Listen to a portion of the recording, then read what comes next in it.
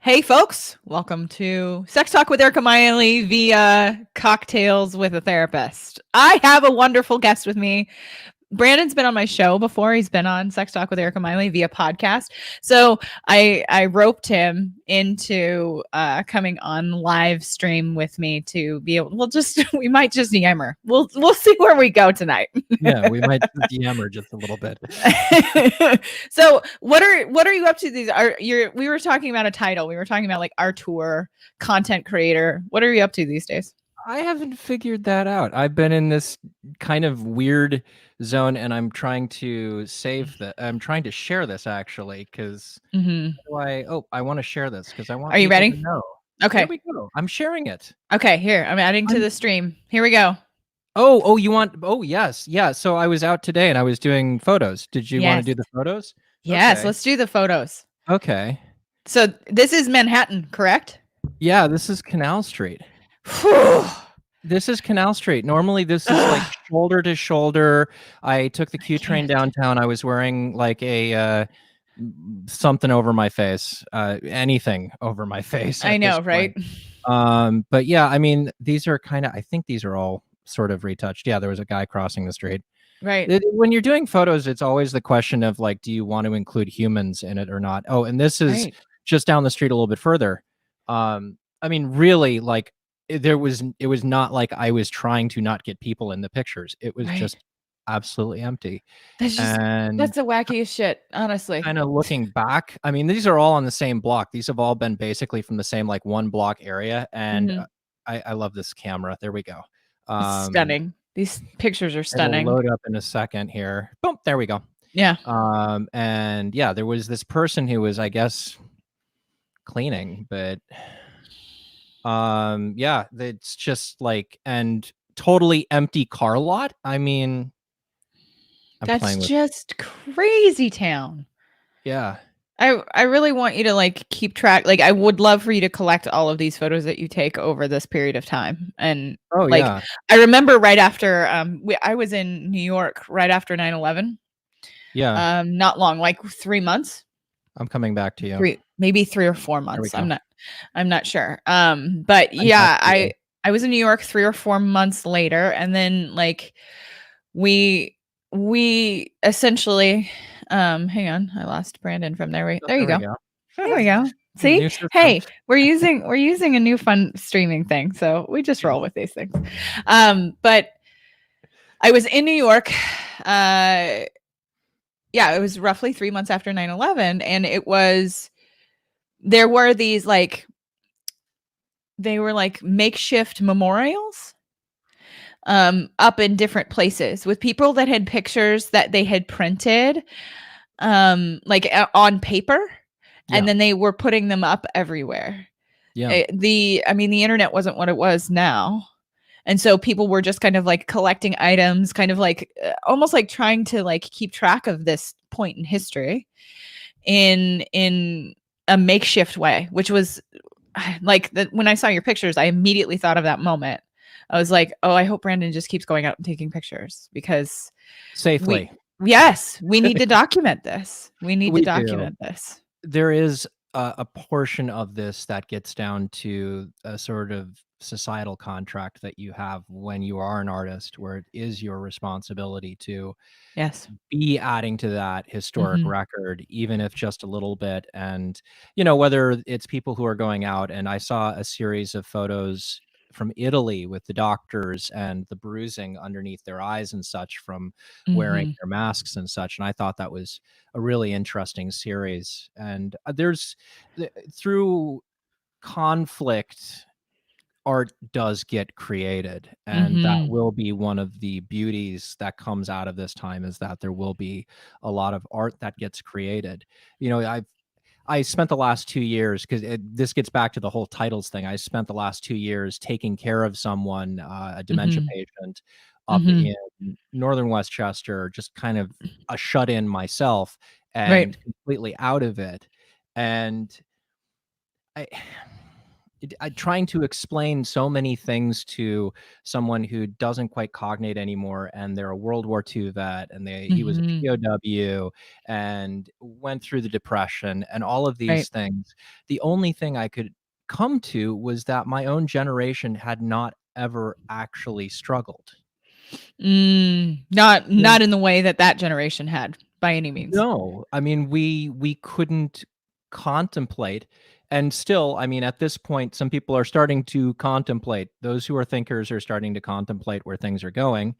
I just don't think that we've had the same amount, and I think that's why we're really in a kind of chasm where the art just is not interesting at the moment. The architecture is not interesting. People are just not inspired to really create things of beauty in the same way. And there will be plenty of people who argue with me on that point. Plenty of people who argue with me, but it just living in a perpetual moment of the 50s, 60s, and 70s for the last 2 years, I can tell you that no one is doing furniture like that. Fair. But I think you're bringing up something that's really important, is that when we experience darkness, when we experience dark times, usually the best art comes from it. Some of the Renaissance followed the Dark Ages. Like we are about to, and I think its form is going to be different this time too. I think more likely that we're going to see it electronically.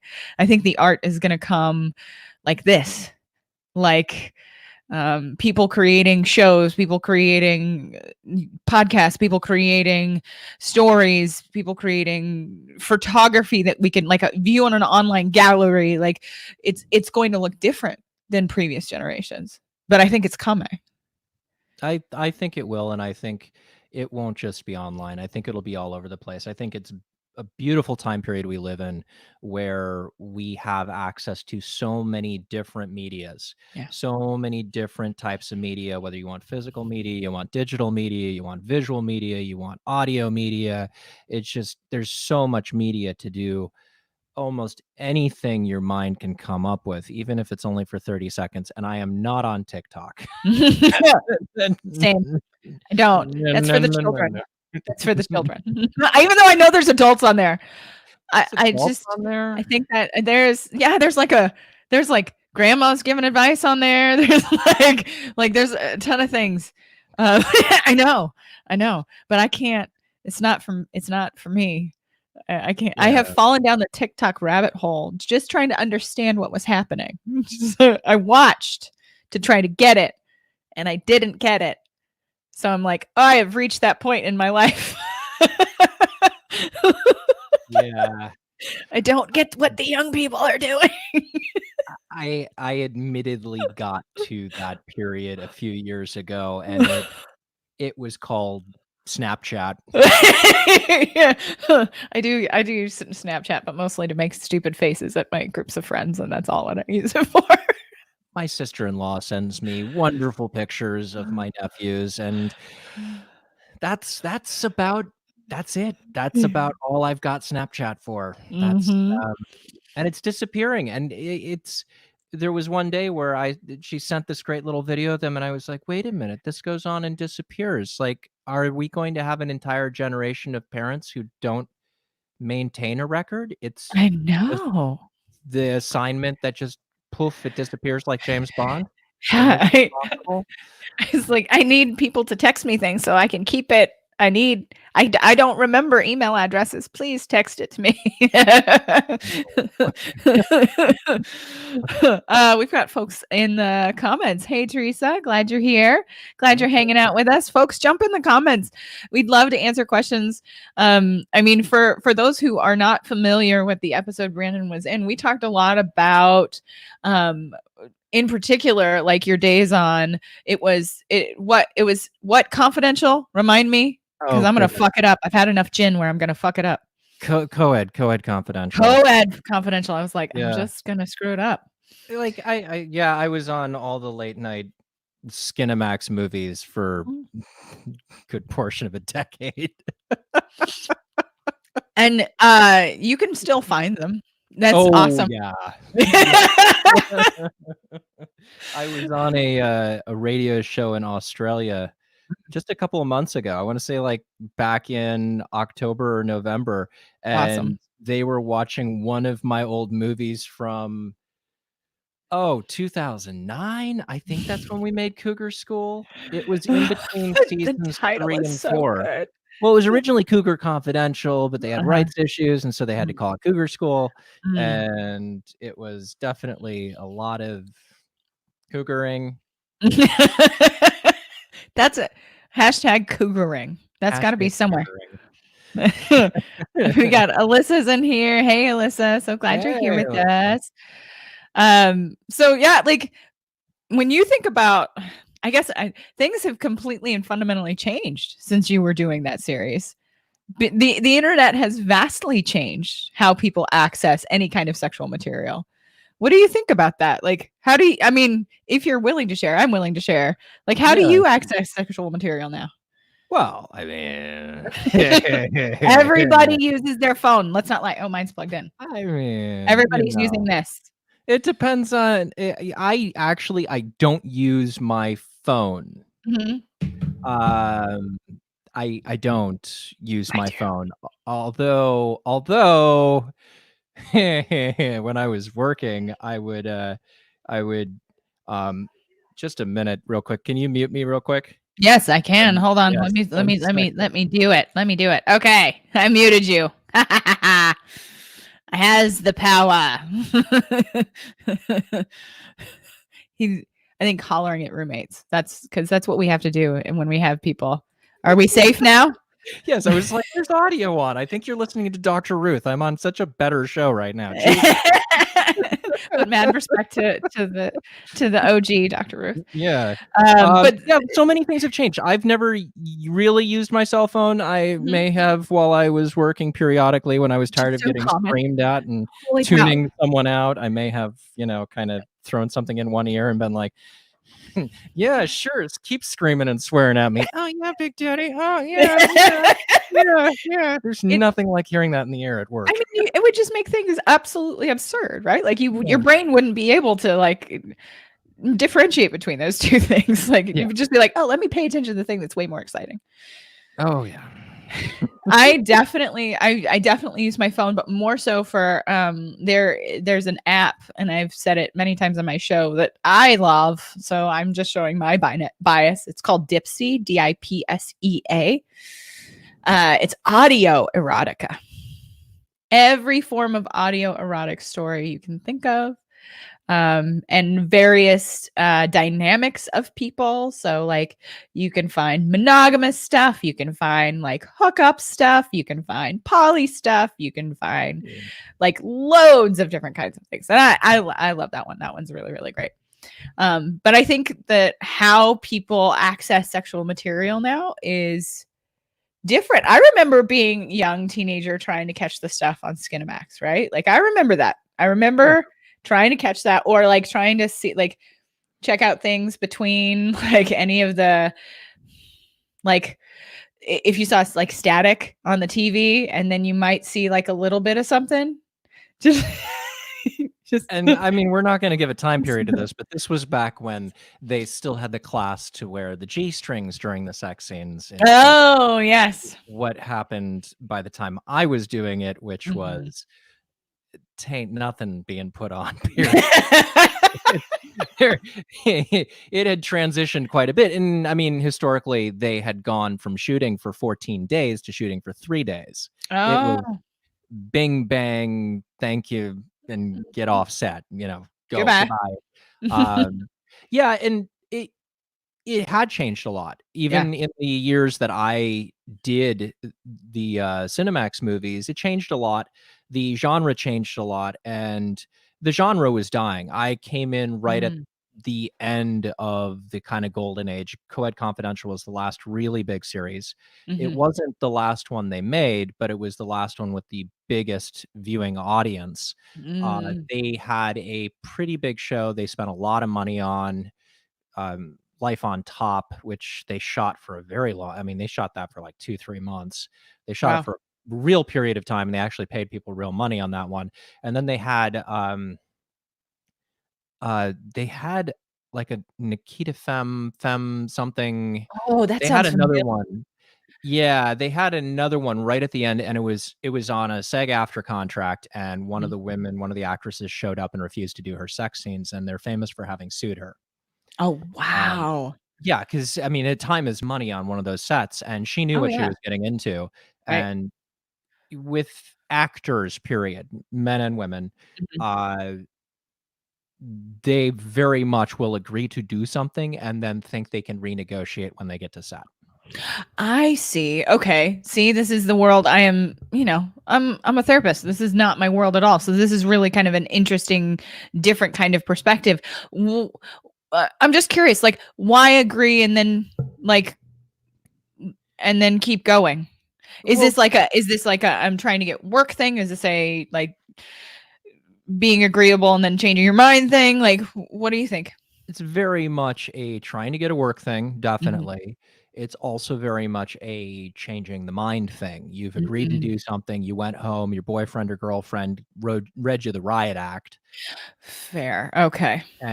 or I mean, sometimes it's not even the boyfriend, girlfriend, parent, it's the acting teacher.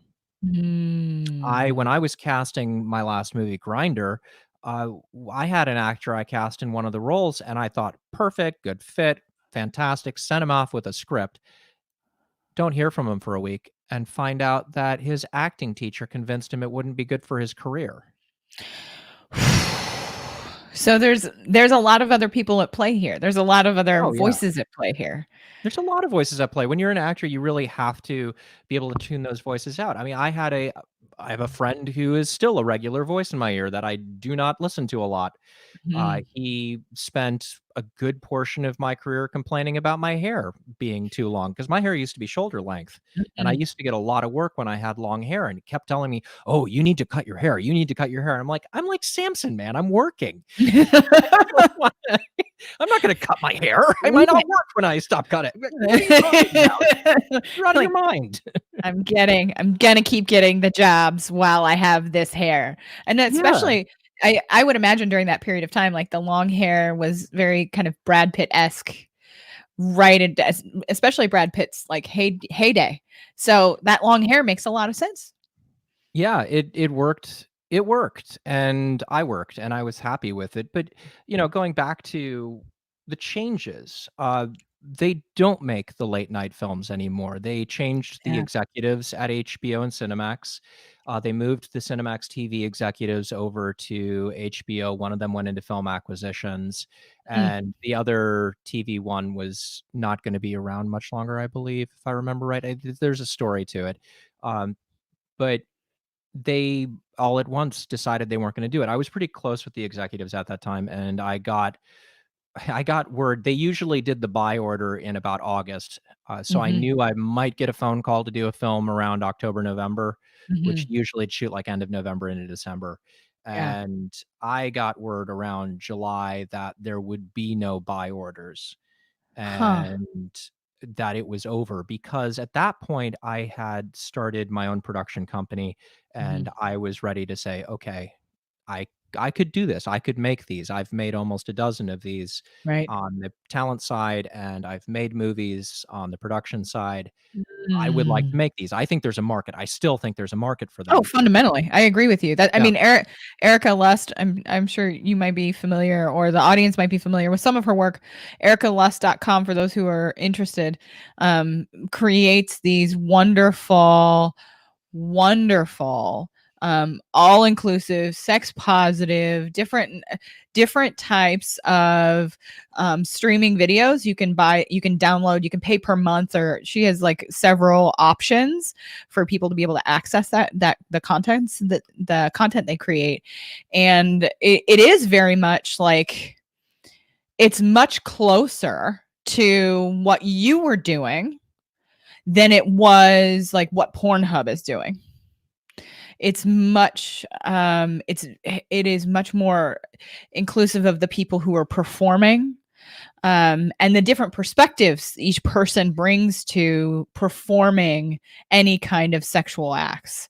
And she keeps in mind, Erica Lust keeps in mind the different perspectives offered by the actors that are in each one of these scenes, because I think that's often what Pornhub is missing, is the perspective from these different types of communities, like the the women of color perspective, the woman perspective, the queer perspective.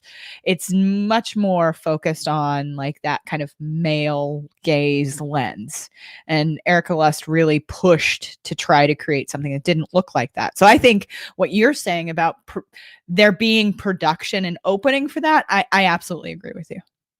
There is, and the audience was a lot more women heavy and gay heavy. I know a lot of gay men who watched the straight late night Cinemax. Yeah.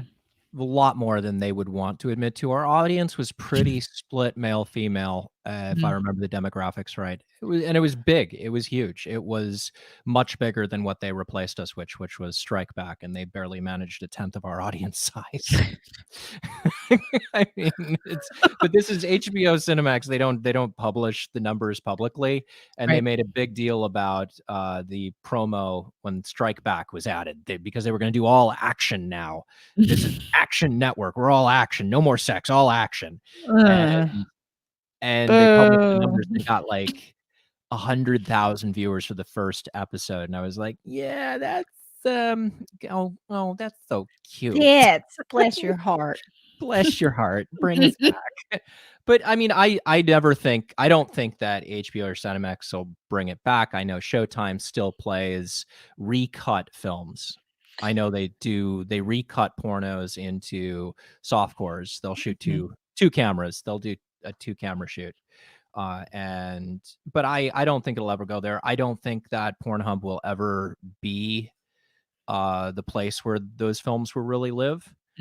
Fair. I'm glad to see someone's independently doing it, and it looks like it's living on her site, Erica Yes. Lust with a K. I Mhm. was See, kind of spelled right. I love you yeah. with Erica's with a C, but I'm biased to the K.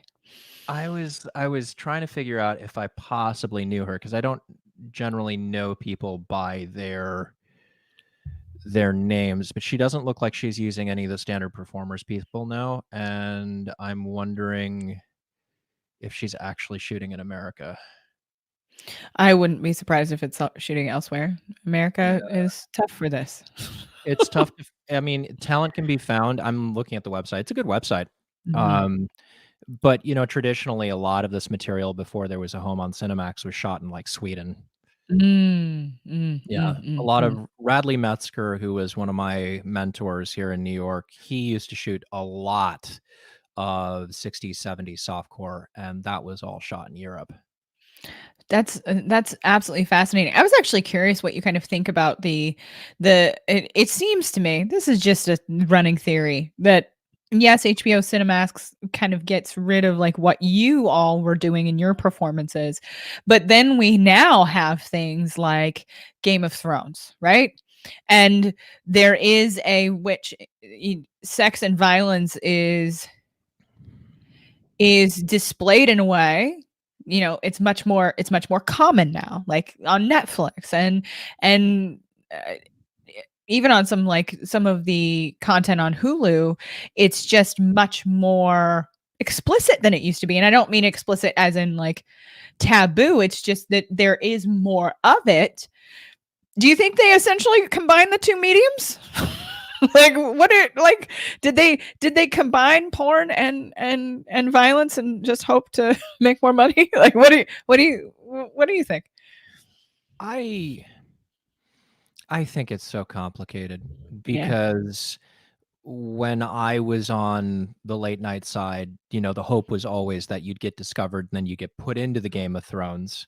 Yeah. I'm already HBO-approved talent, put me into Game of Thrones. But Mhm. there was a wall. They put up a wall between the talent who did the late night Interesting. movies. And a lot of the same production companies did moderate budget independent films for a couple million. Mhm. And my companies I worked for very easily could have handed me my SAG card and could have handed me very decently sized films. But Yeah. once you did their other material, they rarely crossed you over. They would cross someone, and I know a guy on season 4 of Coed Confidential who Mhm. did a indie film. It was like probably a $4 to $6 million indie feature for the company that shot Coed, and Interesting. they put him into Coed.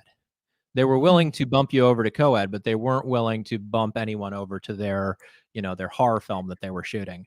So now that Wow. does get into the question, do I feel like it hurt my career in some way? I've kind of always been driven towards edgy projects. So I don't feel like it really Mhm. inhibited my career. I feel that I was always going to kind of end up working for myself where I am. I don't think I was ever really going to fit into the mainstream. So that's fine. Yeah, but I want to acknowledge that about what you're talking about, that wall, as I Yeah. turn pink because I've had enough gin.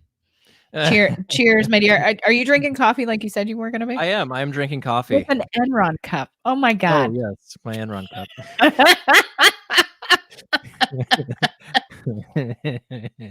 like my Mm. Enron cup.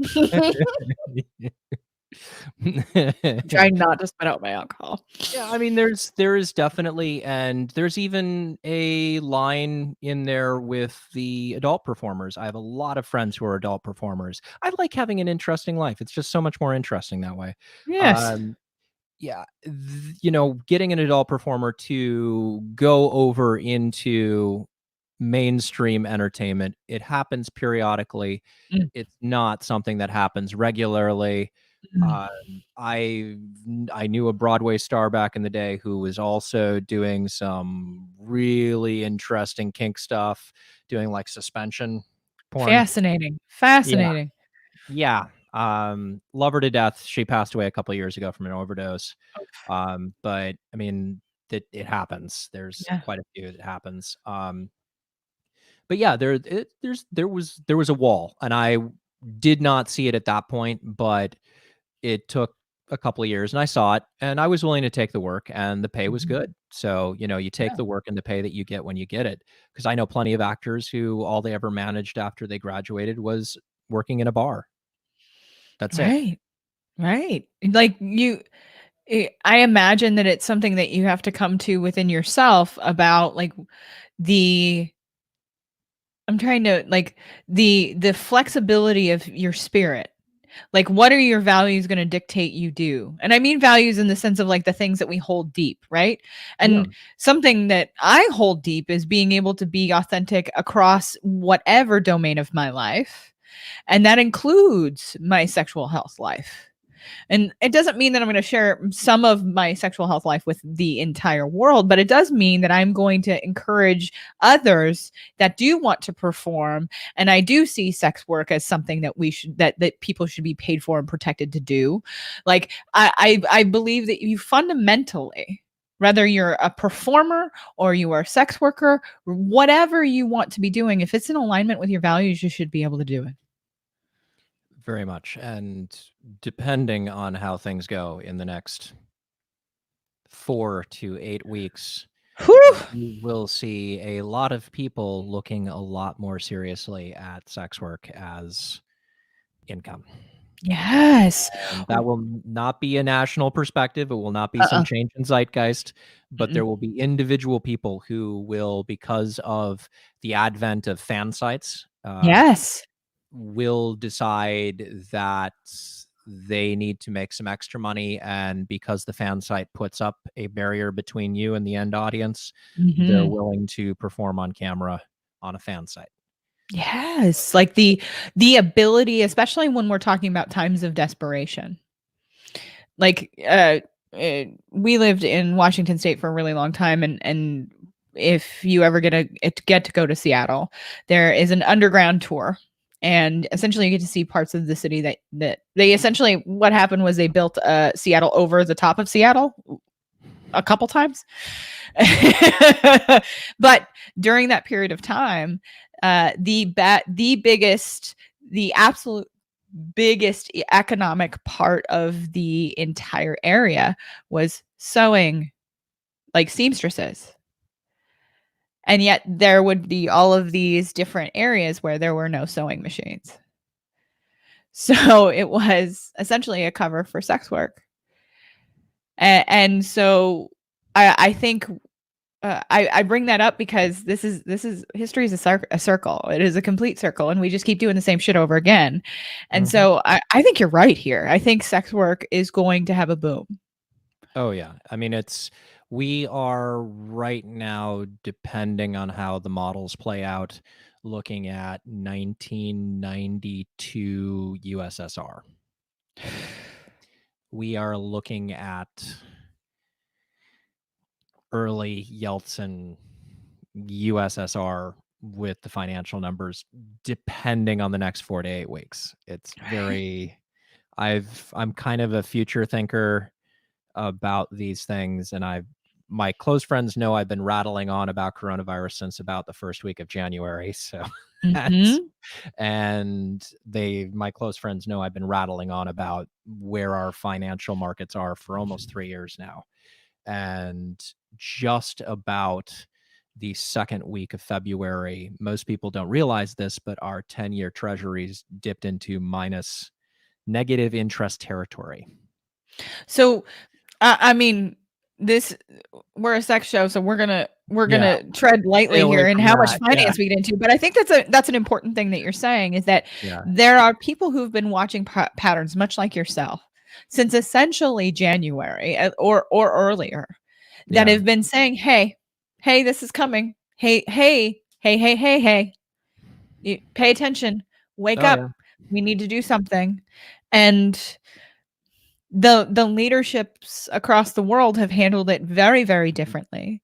And we right now have very, very clear evidence that the leadership that we have in the US currently has made this absolutely, completely harder on the entire US population. Mm, they have, and they're working off of complex models that are dealing with things that you and I, as regular human beings, would not be willing to deal with, No like thanks. like what is acceptable amount of loss of life, which is not something that Nope. either of us would be willing to deal with. Don't want to Uh, make that decision. No I thanks. will say that where I have approached this whole thing with my own thinking Mm, has been for the last 2 months, the control of panic, management of mhm. panic, Yes. and the management of fear. Yes. And where this plays in is they've been very successful. So, to give an example, look at China. Mhm, China said, "We have this." They've pushed it off. We'll eventually find out roughly what the numbers were. I will tell you that they likely did not even touch 10% of what the numbers really were. mhm. Likely did not. So they were able to build 1,000-person hospitals in 2 to 3 days. Right. Now, you'll notice there were news articles right around, let's put this right around the end of January, where the Department of Defense said, "We're going to build 13 1,000-bed hospitals, and they're gonna be attached to these airports." I think it was 11, but they Mhm. moved up to 13 and they added 2 that were not the airports. It took 3 more weeks before the travel ban, and the reason for that was because it took us 3 weeks to do what China did in 3 days. It 3 weeks? They couldn't announce going any further and create that panic until they actually had the quarantine hospital beds ready to go.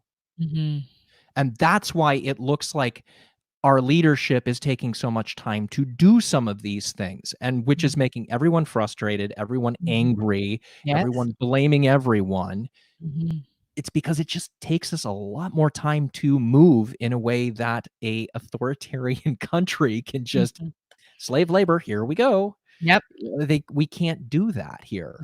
No. Now that gets into the question of what freedoms are people willing to give up so that we are able to do that, and we're about to find out. So I really do think that is our next question. What are we going to have to give up? And I'm not gonna land on any part of what we should or shouldn't give up, but these are going to be questions that we're going to have to face as a complete nation.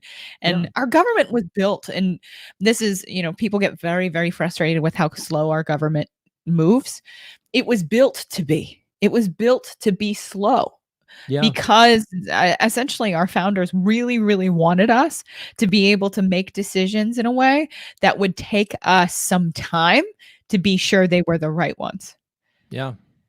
And And in some situations, it doesn't work so well. Granted, we also have the 24/7 news cycle. So yeah. things that would not have felt like they took so long 10, 15 years ago, Mhm. now we're hearing about it every hour, and it feels Yes. like it takes forever. How did you not manage to do that? Yes. And then we forget quickly too, Yeah. because we Well, we use, I think, something that we do along trying to deal with, I mean, we do this regardless. Humans hate ambiguity. Our brain doesn't manage it well.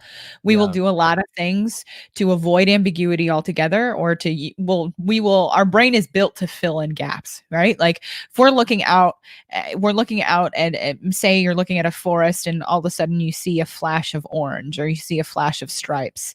Our brain will immediately fill in the gaps to show you that that's a tiger. Whether it's a tiger or not, the brain is built to detect threat. So the 24-hour news cycle essentially just is going to hit that button of threat and go into your amygdala and essentially say, yo, there's a fucking cheetah around all the time. Yeah. It does. It really does. I mean, it really it does. And you said something great on one of your shows the other day where it was like you need to complete out that cycle. And that's where Yes. exercise comes in, is so that Mhm. you can complete out that cycle, or masturbation comes in so that you Get in can those complete out chemicals. that cycle and get that. We need a Yeah. We Yeah. don't have too many powerful things in our repertoire as humans. Masturbation's actually it can actually be incredibly powerful for us as far as an access tool to the brain chemistry that we need to activate to be able to deal with some stress. I mean, ultimately, that's why children. This is not about sex and children. Children start manipulating their genitals very early in their development because of stress management, not because of sex, not because of sexual things, not because of uh, not making children sexual. It is that's where our nerve endings concentrate. We're talking about physiology here, right? Yeah. It's where Yeah. our nerve endings concentrate. So I mean, you're a baby. why It do we feels manipulate good. them? It does. It feels really good. We have this wonderful, for to put it in today's term, we have this wonderful hack to be able to give our brain some chemicals it's looking to have, and we can access similar ones by exercise. If you exercise, you really can improve your brain's ability to manage emotion. And I think people don't we actually have quite a bit of research right now of um people using exercise as frontline treatment for schizophrenia, for bipolar disorder that's really severe, because of the way that we can actually manipulate the brain chemistry by using things like exercise. And to me, that's just why would we ignore it and make it something shameful? Oh, for sure. So now how are people supposed to find dates during the pandemic? I mean, I've been Ah, trying shit. Tinder. It's terrible. Tinder's terrible. Okay, tell me what's happening on Tinder, because I am not on Oh, Tinder. So Tinder's like all of them are terrible because I think it's the first time in history that we are able to globally concentrate sexual resources. So what was happening on a little local and regional scale is now happening on the global scale. So you Mhm. have probably, the top 1 to 5% of guys get every single one of the likes and every Mm. single one of the matches. And then Hmm. that filters down through the system, but it goes all the way up to the top. So to keep the other 9 out of 10 guys happy, they use bots to match them. They use I can't. fake accounts to match them, and then, like, Bumble is absolutely notorious for them. I like to call them hey bots because on Bumble, women have to speak first. They have to start the conversation. And what happens is you'll match with someone and they will say, "Hey," and you will write back and you will hear absolutely nothing after that. And really, for the amount of work that you've already put into having a match, if it's a real person on the other side, they're going to at least give you a second sentence or a third sentence. Right. That's just absolutely that you're blowing my mind right now, because then that's telling me that some of these dating apps have essentially hacked the reward center of our brain, right? Like Oh, yes. essentially like how social media is using it. Yep. To keep guys on and to keep guys on and paying for the app. Because Mm. once you pay for Tinder, you see who's already liked you. And Hmm. you can determine, okay, that's probably not a real account. That's not a real one. Oh, that's probably a real person, or that's probably a real person. Oh, gosh. Yeah, that's definitely a real person. I mean, I'm all for, I think Tinder needs a lot more Mhm. filters and controls, because you're on a site for something that you are sexually attracted to. So you should have a little bit Yes. more so that people are not matching with people that they're not interested in. It just Right. there's no point. It's a waste of time, especially once you get to the point where you're paying for one of the sites, which don't pay for any of them. Don't do it. No. Don't do it. I did it as an experiment to find out, are there anyone real on these sites? I don't think there are. And it's like I was trying to explain this to my mom. And I was like, okay, let's say, in when I was in high school, you could kind of meet the people at the high schools around you. So your dating Mhm. pool was like maybe the other high school in town, and then maybe one of the parochial schools, like say there was a Catholic school or something. Your dating Mhm. pool was kind of around them and who knew who and that sort of a thing. But the minute you enter MySpace into the picture or Facebook into the picture, all of a sudden, depending on how the privacy settings were, your dating pool went to the 5 towns around you or Mm. the 10 towns around you. And then the minute you add Facebook into the national perspective, all of a sudden now Tinder, you're going like 100 miles. You're going Whew! 300 miles. I have, for some reason, Tinder, I think, is totally hacked right now. I keep getting accounts that try to match me that are from like 5,000 miles away. And What? it's like, you're not a real person. You're probably a bot. And this is, of apps I'm aren't a good putting way this. to say it, then what the heck do we do? I know, I'm putting this up, Teresa, like, of what the heck do we do? I'm Fitness, putting this comment up join a fitness for club, yes, group fitness fitness. clubs. So I actually think that, there are a lot of people who are moving to, like, in-person items? See, the gin's working. Yeah. I know, right? Uh, organizations, group, Yeah. anything that they can actually meet people in person. So I belong to a sports and social club, and it is Team Doogie. Shout out Joel, love you, man. He created this thing, essentially like different leagues for different kinds of sports, but it's not super competitive. It's about like getting discounts at that bar, playing beach volleyball together, having a good time. And there are definitely relationships that have come out of Team Doogie for sure. And you're already meeting based on something that you have a shared hobby around. Yeah. More than likely, you might share other things. I mean, before the advent of like any kind of like online dating, and it's not to say that all online dating is bad, there are some people who do have some success with it, but before that, we had a lot of data to show that said that you would end up with more than likely somebody that was within a quarter mile radius of where you were at any given time. So during the day, you're more than likely going to spend before Corona your time in certain areas of your community. And you are much more likely to meet somebody at work, at somebody at the gym, somebody at the clubs that you go to, somebody at the photography club you go to. You are just much more likely to meet someone that way. Yeah, and I think that hopefully, as people become more aware of how bad the apps are and how you're just, even if you're just trying to hook up, you're just not going to meet that person. Mhm. In-person meeting groups, I'm hoping they get so much better. I have tried so much in New York. Mhm. Meetups have just been, you're just not going to find anyone on the meetups. I have had a Mm. lot of success with group fitness classes. If you're a Yes. guy, I cannot I cannot preach enough about find a budget spin studio like Psych and Yeah. start spinning, because you will be surrounded, absolutely surrounded with women between the ages of about 25 to 35. It's just, Yes. Zumba, kickboxing, yeah, any of it that you want to go to a group fitness class, there are tons of those of us who identify as women there. We yeah. we tend to find solace in those places because there's oftentimes in gyms, and I'm making a generalization here.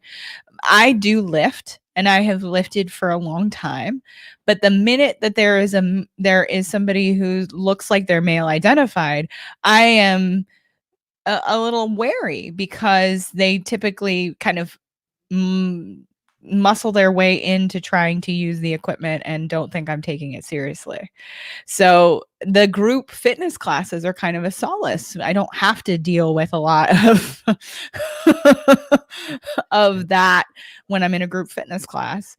So I find somewhere where the people that you are more than likely going to have shared interests show up.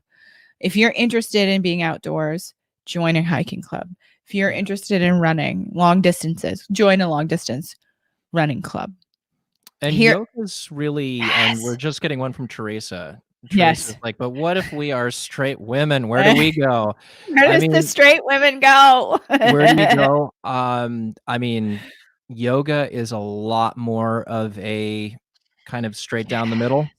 And you're going to Mhm. find a very different type of guy who does yoga Mhm. versus doing the other things, even doing spin. Like I did spin, and in a class of 50 women, I would generally be the only guy, and It let just alone the blows my only mind. guy who was keeping up, because it is Mhm. a very different sport. And it is a sport. It is It very is. high intensity. Whew! You Very. folks that you cheers to you folks that do the spin out there. Woo! I don't do it anymore either, because it Mm. just got to be too much. I was doing Brandon, 2 a it hurts day, my butt. 4 days a week. It hurts Oh, my butt. oh, you get over that. That takes I like, never did. I never did. I did a at least at the Y, where when I lived in Washington State, they had this class that was called 20 20 20. So it's 20 minutes of spin, 20 minutes of like a body combat, and then 20 minutes of yoga. And it was a great fun, except for the 20 minutes of spin. And I did that for like 4 months. And even by probably month 3, I started to have less pain. you know what they say, if you're getting that pain, I don't. gotta work on those pelvic floor Yes, exercises. you're more than likely right. And Gotta I work have on a big pelvic floor. backyard, so I have to have the bigger Yeah. seat in the back end. Yeah, I mean, I mean, if I was a woman, where would I go look for me? Hmm. I I mean, I'm in yoga usually 5, 6, 7 days a week. Find Brandon in Like, yoga. please, I've been single for like 10 years. I've gotta find someone who can put up with my ridiculous friends and put up with Teresa, my move to New ridiculous. York and go to yoga. Let's look at Teresa and on the book. Hey, Teresa. Yeah, one of smiling. my There we one of go. my wonderful close friends. So I can Oh, endorse. I can endorse. I can stay endorse. away, Brandon. No, I can endorse. Like she's hot shit. Just saying. But that's the other thing, is that it gets down to what they've been doing in Los Angeles for years. Yeah. People were introducing their friends to other people. We are Yes. really being reduced to people introducing people to other people. Mhm. And Mhm. that's, speaking from the guy's perspective, that's the beauty of doing the group fitness and making friends there, Yes. because women in their 30s who have relationships are wanting to make sure everyone has relationships. So they start setting you up with people, even if they're, Matchmaker. It's so much fun though, yeah, Brandon. it's fun until you realize that they might not like you that much, because the people they keep Oh setting you up with god. are all like former employees from the last business they worked Damn at. it. It's like, why are you setting me up with these people? Need to bring you down to Morgan. Florida. I mean, I think that also you're getting into like dating markets and such. And Mm. I think that Yes. New York, after you're like 27, 28, I noticed the dating market just goodbye. Whew. it just totally tanks out at about 27, 28. It really, yeah, and it's changed. There's a lot that's changed in dating from Mhm. 2004 when I moved here to 2020. In 16 years, a lot has changed about dating. Mhm. Mhm. You know, I it's you the could my afford to. clients that are single in Seattle, they talk a lot about I mean, you have the Seattle freeze. I love you Washingtonians, but the Seattle freeze is real. I was born and raised in California and moved to Washington State. The Seattle freeze is real. People have a hard time making friends in Seattle and let alone dating authentically and vulnerably in Seattle. And my clients complain about this a lot, especially my clients that are from other areas of the country. More particular, my clients that are from like the Midwest and then move to the Northwest. Huh. I mean, is it like a New York non-relationship? It is it's it takes a really, really long time to build a relationship, and then once you do build a relationship, there is often people who cancel on you at the last minute frequently. So they'll agree to come. They'll like say you're gonna have a little like cocktail hour at your house. They'll agree to come, and then at the last minute they'll cancel or they won't show up at all. I'd never encountered anything like that. I love you, my Washington people, but We have a man, phrase for that in New York. We have a phrase, it's called "Bye, Felicia." We they're just don't. Nope. I don't know. I I never wouldn't. understood I have it. absolutely, we move so fast here in this city that Yeah. would just, and the problem is because everything is so interconnected and interrelated, Oh, yeah, I that would imagine. start affecting your actual business because you would get a Oh, reputation for being an absolute flake, and that just does not fly in New York whatsoever. interesting, Oh, interesting. Yeah, it is a different world. I don't wanna necessarily lump the entire Northwest in there because like where we lived in Spokane, which is on the east side, closer to Idaho. So you had it was a different kind of living area, but a little bit easier to make friends, a little bit easier to meet people, but still like not as easy as when I was growing up in California, and definitely not as easy as what I've experienced in Florida. People in Florida are ready to party. They are ready to have a good time. They are here for the sun. They're here for the beaches. They're ready to have a beverage with you. Like everybody gets invited to a party. You stand around long enough, everybody gets invited. Like it's just kind of the culture down here. What about New York? Like when everybody's standing around in yoga class, does everybody get invited to the party? it takes a little bit to get into the group. Like, when I Mhm, started doing mhm. spin, I recognized I was basically the only guy in the environment, and so I chilled out for a couple weeks until I started making the friends and I could actually be the extroverted Brandon, and I Mhm. just started at a new yoga studio about 2 weeks before the lovely pandemic, and so I was Fuck. just starting to be able to get the personality out there and figure out kind of, and I like working out so early in the morning, like 6, 7 AM, sometimes 5 AM, and Yeah, you're earlier than me. I like working out in the morning, but yes, earlier than me. yeah, and those are really generally pretty terrible times unless you're meeting people who are very serious about working out. And then Um, they want nothing to do with you. They want their fitness time and so that's they want it. their fitness time, yeah, and it's their personal time, and yoga is very much the meditation. Mhm. So I don't know. I mean, I'm kind of at that point where it's like it's New York and it just you keep going with it, and I probably will end up reevaluating. I mean, gosh, all of us are gonna be reevaluating stuff in a month Fuck. or 2. And I kinda will put this out there, like, it's okay, y'all. You can reevaluate. Once we get to the end of this, it's okay. Reevaluate. Figure out where you wanna live. I Yeah. mean, if COVID's nothing, it should be, I hope, a motivation for people to kind of shift and look at their lives in a different way. Oh, it will be, and there will be the positives of people saying, "Why the heck am I slaving away like this and not doing what I wanna do?" Mhm. But there are Come gonna be on. a lot of people who get forced into their decisions, and there's Yes. not going to be there are there will be a lot of mental health issues with the people in the finance industry. We are not going to Mhm. recover soon and fast. Yep. I'm not going to say where my ballpark estimates are on the numbers of where we're going, but it is not pretty. Yeah. And it is stuff that they're managing fear and panic right now. And there are a lot of people who are going to get in trouble for doing things early on. Yep. Thank you, all of our congressmen and senators, for selling, I have so knowing many what things. was coming. So many things. Oh, so many things of that. But there are going to be a So lot of many. people who get forced into changes they're not ready for. There will be a spike in Yep. suicides in the finance Mhm. industry. Mhm. It is There's gonna be unfortunate. a spike. There's gonna be a spike in mental health problems, regardless, Oh across yeah, the board.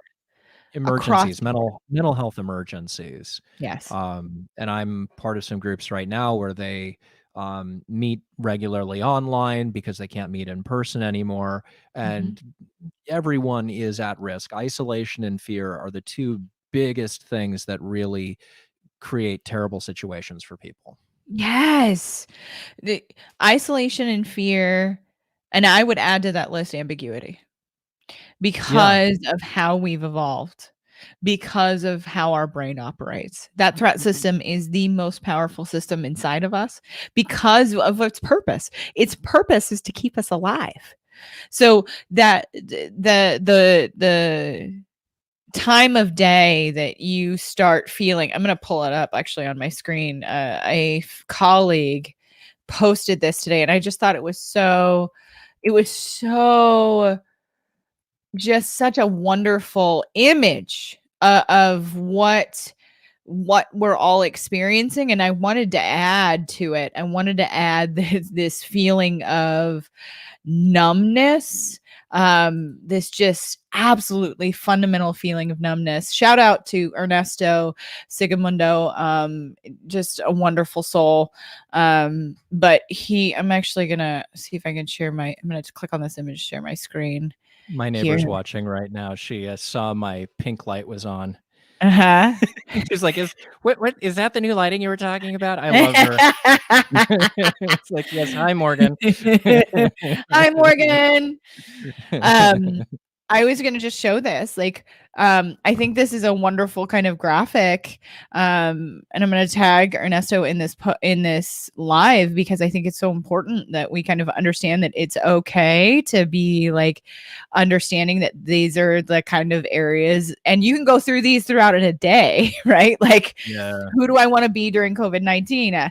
We were all talking about in this thread, and you can kind of see it in the comments, like that where we vacillate throughout the day. And I would say in the mornings, like before my workout, I'm in the fear zone. My brains are kind of going, I need to understand all of this fear that I'm having. And then after my workout, because I really fundamentally think for me, my workout impacts my ability to move to the learning zone. And I really wanted to add to this graphic the numb zone because there is this point in the day where I just feel myself a fundamental numbness. What about you, Brandon? Like you're kind of looking at this graphic, like where would you put yourself and like how would you say it kind of changes throughout the day? It's I do not reside in the fear zone. Ever? That is no, Ever? Question not mark? on this. No, not on this. It's because so early on, I accepted what this was going to be Yes, and yes. accepted that I had absolutely no control over it. Okay, that acceptance. I think we should slow down right there. Yeah. That acceptance. Like, tell me about that. Like, what was that like for you? It's the realization that it's not a controllable instance, and if there were controllable elements, and I Yeah. identified what those controllable elements are, um, specifically, okay, if this goes really south, Mhm. what do I need? What are my needs? Well, I Mhm. need shelter, I need food, I need water. Yeah. These are things that I need. So how can I control those? And sometime in the beginning of February, I went to the store and I Mhm. got as many non-perishables as I needed, Yeah. and cans of vegetables and things, so that I was like, okay, I could visualize that this is about a 4-week to 6-week supply. Yeah. so that I don't need to be fearful now. That's Yes. I don't need to be fearful because I've done what I can control in this Mhm. moment.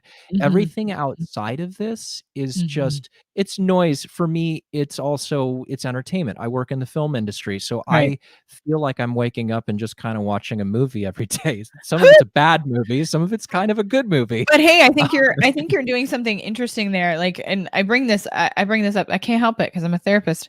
Like, Yeah. what you're doing is kind of like it's like a psychological distancing, and that's not a word that's from COVID.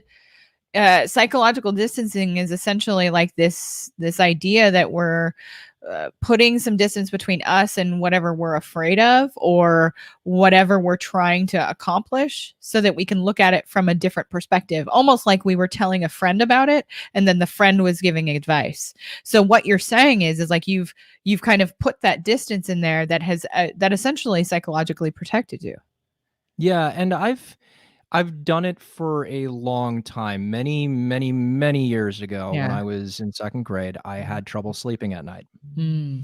And I would lie awake and I had trouble sleeping and I was like, "Well, what should I do?" And I had the creative mind already, and so I started daydreaming. Mm. And using those daydreams, I all of a sudden found out that I was falling asleep. Morgan's got your back. He's not I lying love about that. Morgan. Morgan's actually my, friend from Spin who started setting me up with coworkers. Morgan, good job. Good job. Good job, Morgan. And maybe she'll set me up with some new ones after this starts. Anyways, after this is all over and we can all see each other again. But yeah, I started daydreaming, and it's something I still do as an adult at night. I Yeah. still daydream, and those daydreams are not necessarily fun scenarios. Right. During 9/11, Mhm. I started running daydreams of, okay, I'm on an airplane and this is what's happening. Yes. What would I do? Mhm. And how would that play out? And how are these different scenarios? And even with this, I played out different scenarios in my head. And Yes. you then go to sleep and you wake up in the morning and a lot of these things have kind of percolated into your brain. But And you are talking about something that sports psychologists, performance psychologists have been talking about forever. That essentially in your brain doesn't know the difference between practicing a thing in your head and doing a thing. So your brain doesn't know the difference between thinking a thing and doing a thing. So if it doesn't know the difference, if you were to practice a scenario in your head, you're actually more familiar with it than you would have been otherwise. So like when they have like a ski jumper go out for the Olympics, they'll actually have them run in their head through the perfect run. When I was working in the prison setting, they had us play the what if game, which is exactly what you're saying. What if A, over B, and and C happen? What will you do? How you will respond? over and over and Mhm. over and over and Yes. over again. And Yes. how are those different responses? What happens if this gets grabbed or that gets grabbed? What does panic look like? Where does that go? I am forever kind of playing some of these scenarios out. Now, you don't need to be scared of these things. uh if it's kind of like you get on an airplane. It's like, well, I don't have control over the airplane now, and if the airplane falls out of the sky, there's not really a whole heck of a lot of things I can do. And you can Right? decide to be scared about that, or you can decide to say, we'll get to the destination. If we don't, we don't. I mean, it's Mhm. you know Or that's play the it's scenario of what you're gonna do to try to survive. oh yeah. I mean, what would you do? There's so many things in life like that. But yeah, I mean, it's so I don't feel like with this I've lived in the fear zone. I've lived in the frustration zone. For sure. I've lived in the frustration zone a lot, and my mother got all of those phone calls with Yep. me back at the middle of January to end of January saying, "I'm so frustrated. People do not see this. People do not see this coming." Mhm. And the information is there if you know where to look for it. And when you're putting all of these different pieces of information, what happened was I got kind of involved in watching the Hong Kong protests, Oh, okay. and I found this channel on YouTube, Black Head Down, something like that. And I started watching these videos, and all of a sudden they started playing Mhm. videos that were leaking out of Wuhan. And Mm. one of them was the doctor who was screaming at the head of the hospital about needing more supplies and people are dying, and he's Mm. crying, Oh, and yes, I all of have it. I see it. BHD. yeah, BHD. And Mhm. I watched those videos as they were coming out, and I was like, "Oh my gosh, Mhm. this Mhm. is not going to stop." And then, I live in New York. So Right. I'm the amount of people that go between each of these locations on a daily basis is humongous. Enormous. It's enormous. It's absolutely and utterly enormous, and so Yes. much is manufactured in Wuhan, and if Yes. people even had an inkling of the things that were manufactured in Wuhan, Mhm. the mass panic that would be going on right now is just absolutely obscene. It really is. So I was watching these videos and I'm like, oh my gosh, this is going to come here. And then I started piecing together, you had the cruise ships, and then you also had a couple of news articles that came out about the Washington Post or Wall Street Journal put out an article that said there was about 4,000 people being Mhm. self-isolated in California. And I was like, "Why are we not talking about New York? There must be just the same amount who are self-isolating here. They're not talking about those." And Mhm. the Or the cruise ships thought that were coming into Florida. cruise ships, which are not they're out to sea.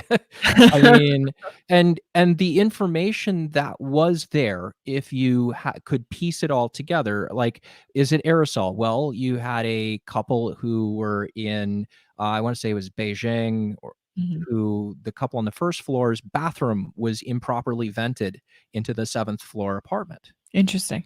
and the seventh floor couple got it. Wow. And so it's so aerosolized that it's going through the vents 7 Mhm. floors, and it's able to Well, if stay you think alive. about, like, especially, like, if this is primarily, uh, if we primarily send this to one another via any kind of bodily fluid, whether it be spit or what have you, you get Yep. in the shower, Yeah.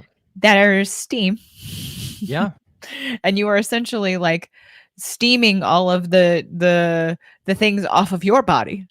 Yep. And like this is the and we don't say all these things to, panic people. We say these things to help people understand that, like, this is this is bigger, and it was bigger back in It's January and earlier yeah, than we it's were made huge. aware. I mean, think about it. You walk down the street, and I'm in okay, say it again. I'm in New York, so I walk Mhm. down the street, and what do I smell? Well, you've now taken that in. That's Mhm. aerosol. Yes. So when you walk down the streets and you smell the urine, Mhm. you've taken that in. So if it's aerosolized and it's actually radiating from that, you now have it. Yes. So they finally acknowledge that it's radiating out of feces. Yes. They finally acknowledge. Now, this is information that has been readily available. It's been out for at least 30 days Mhm. that it Mhm. radiates 7 feet off feces, which in New York, just going to say, Well, I mean, any yeah, city, any large city, and yeah. the folks who live rurally could have told you this too, at least in the way of, like, if you have any kind of livestock, you understand Oh, yeah. what it means to have massive amounts of feces around you, and what has to happen with it, and how you can be impacted as a human being by it. Yeah, you're taking that in. That is coming in. So, do these masks, are they going to help? Not really. But the it's so asymptomatic in like Mhm. 50% of cases, Yeah. where at least the people who are asymptomatic aren't going to spread it to the rest of us. Yes. I'm not at home in Minnesota right now with my family because I pretty much assumed that I've been exposed at least at Yes. some point within January Mhm. in New York. I Mhm. assumed I had, Yes. and it's and once you accept that, it comes to an acceptance. Yeah. I can't control it. I accept it. I don't need to be fearful of it. Let's put myself in a good situation so my immune system can handle whatever I need to handle. Yes. Stop vaping, stop smoking. It's hard. Yeah. Especially those and my fellow folks who are using marijuana. Like, that is here in Florida. It's medically legal. Yeah. In Washington State, it is fully recreationally legal, and it has been deemed to be an essential option, especially for those who are managing pain, who are managing chronic conditions. And it is, and we have to realize, like, the things that we put into our body can make us more at risk. That includes prescription medication. Yeah, I mean, switch from your vape over to some nice edibles. Everyone loves a brownie. I mean, let's be It real. takes a little Or longer, but yes, or maybe even a little tincture, something. If you get an opportunity to try to switch, do it during this time. yeah, And yeah, doing everything in your power to care for yourself. So, yeah. what does it mean for you to start to walk outside? If you've never ever exercised, I don't want you going to Brandon's level of yoga. I turned one of my friends on to yoga, and he found a YouTube channel called Mm, Broga. Broga. It's a guy who does kinda male-centric yoga, Okay, and man. one of his episodes apparently is all about helping middle-aged men with their, erections. Oh, So yes. Oh, I need to find this human being. so he apparently Okay. has some good, like, pelvic floor and now okay, this is the thing as a guy, we do not understand pelvic floor. I recently knew someone who was pregnant and was a spin teacher and destroyed her pelvic floor, of course, with pregnancy and had to Yes. bring it back. So, Yes. guys' pelvic floor is like, "It's this big, we call it a taint." This is Right? this is the male pelvic floor. Mhm, This is it. mhm, mhm. And this is the woman's pelvic floor. It's the whole floor. It's everything. Yes. It's the So foundation. I think it is the Broga, Broga Yeah. yoga, Broga yoga. There are videos on here. Y'all jump on that YouTube channel right now. There it looks like there's tons of opportunities for yoga benefits for runners. Yoga changes lives, eases lower back pain. Like, jump on there to the Google. Yes, Teresa, to the Google. But as far as, like, if we talk pelvic floor, it matters for all of us. And for those of you who have prostates in the world, pelvic floor muscles matter a shit ton. Your ability to hold your urine matter a shit ton. And that goes for us, us. See, gin works, y'all. It works a lot if you've got urinary issues, if you want to be able to pleasure yourself and maybe even your partner, and being able to squeeze those muscles. Yoga is a wonderful place to be able to work on your pelvic floor muscles. It increases the blood flow to certain tender bits that also increase moisture and everything else. Mm. Yeah, Good it's very cardiovascular good. health equals good sex, y'all. Oh, yes. It is I love it. I mean, I've been doing it probably for about 8 years on and off. I started with Bikram. I've gone through kind of a lighter vinyasa flow. I'm doing power yoga now. It's a Baptiste flow. Mm. And there's an app that I'm using called what is it? Yoga Share. It's called Yoga Yoga Share, share. and you're able to actually sequence your own sequence on it. So it's Really? got like 2,000 different postures, and you can go through and sequence your own sequence.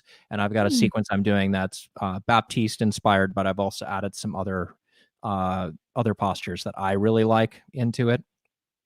So that Yoga share. yeah, I like Yoga Share. I Yeah. think it's definitely a good one, especially if someone is a teacher. It's Mhm. not going to lay it out. It's pretty easy to put together a simple series. Mm. But there's a lot of studios now, like my studio, Lion's Den in New York, is doing online classes at Oh. 5 o'clock Eastern time, which is about 2 o'clock Pacific time. Mhm. Yeah, and they're online. You go through MindBody Online. MindBody is what most fitness studios use in New York, and they're really good. And she regularly, Bethany Lyons regularly does contributions for like women's magazines and Elle and People, that kind of stuff. She's well Wonderful. regarded in the New York yoga community. So I love it. I think that's anytime we can find these mobile ways to be able to improve our sexual health. yeah, And it is a system. just like every other system of our body. And what we can do to improve each system of our body can improve our sexual health more than anything, your cardiovascular system. So get on it, y'all. Get on it. Yes. You know, COVID is a lung disease.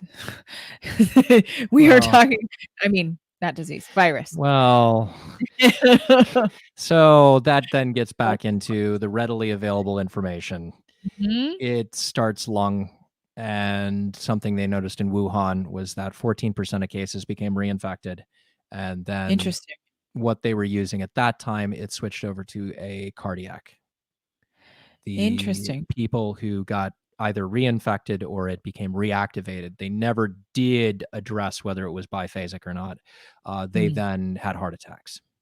Fascinating. Yeah, and there were a number of things said about that. There was a question whether it was the drugs that they were using when it was, pulmonary is lung. Mm. Yeah, when it was lung, when it was the pneumonia, they were using certain drugs that then they weren't sure if those then turned it into a cardiac deal when it came back. Interesting. And now we do know that there were 2 strains going through, the L and the S strain in Wuhan. And Iceland found 8 strains now. Ugh. So that there were 8 individual identifiable strains in Iceland. Yeah. So essentially what you're saying this is that this virus's ability to mutate is pretty powerful. So there was, I guess all viruses mutate pretty regularly. There was an article recently where they said it doesn't mutate that fast, but I was like, wait a minute, if you you have to read between the lines. Sometimes they're saying things to manage the panic. They just are. And it frustrates the heck out of me because I'm like, just give it to me raw so that I can just tell me so I can unpack it. So I can unpack it, figure out what I'm going to do, figure out what I can control about the moment, and then what I can't. Yes. I mean, that's just the way it is. I mean, come on. Like, I'm in Manhattan, so we're completely separated from what's going on in Brooklyn and Queens. And according to like a Post article I read yesterday, they're doing triage in the streets in Brooklyn and Queens because the hospitals are completely full. So we're not seeing that in Manhattan. Now, I do have a field hospital down the street. That's something to see when you go into Central Park and it looks like MASH. That's just got to be so disorienting. Yeah, but it's New York, so you never know what's going to happen. Is that triage or are they doing a street carnival? I don't know. Is there a performance? Is someone reenacting something? Yeah. I mean, it's you never know. This whole thing could be just one big movie shoot. Sometimes I wonder if I'm living in the Truman Show or not, you know? I mean, was Jim Carrey right the whole time? We have the technology now. I was about 3 or 4 years ago, I was out one night and it just kind of occurred to me. And I looked at the guy next to me and I said, you realize that a child could be born today and they could actually live the Truman Show. We have the technology to actually do that to someone. I mean, fair. I mean, almost if you think about it, like we're getting to the end of the show and the drink is gone. So, but if you think about it, like we kind of operate in our own little Truman shows. If you only choose to interact with certain people in certain circles, or if you've kind of managed your social media to look a very specific way, which some of these algorithms have made sure that is the case, like that's not far off from what you're saying.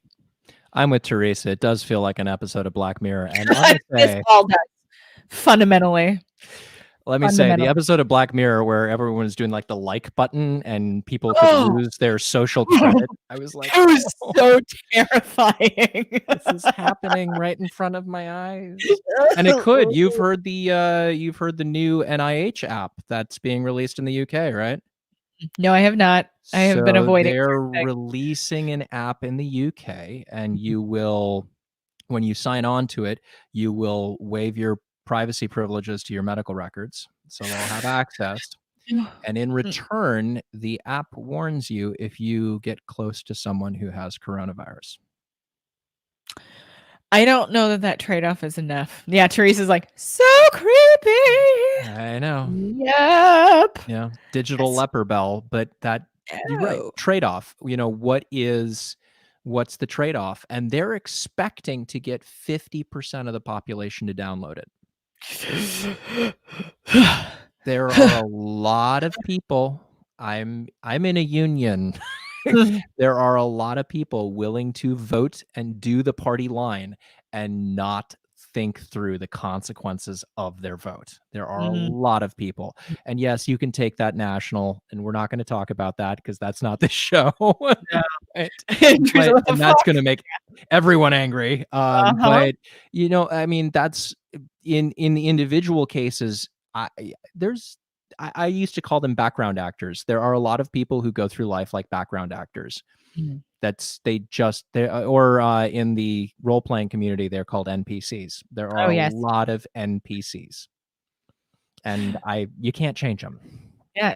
Oh, I'm just putting this up because this is amazing. It's like Nobody, nobody, nope, nope. nope, nope, Yeah.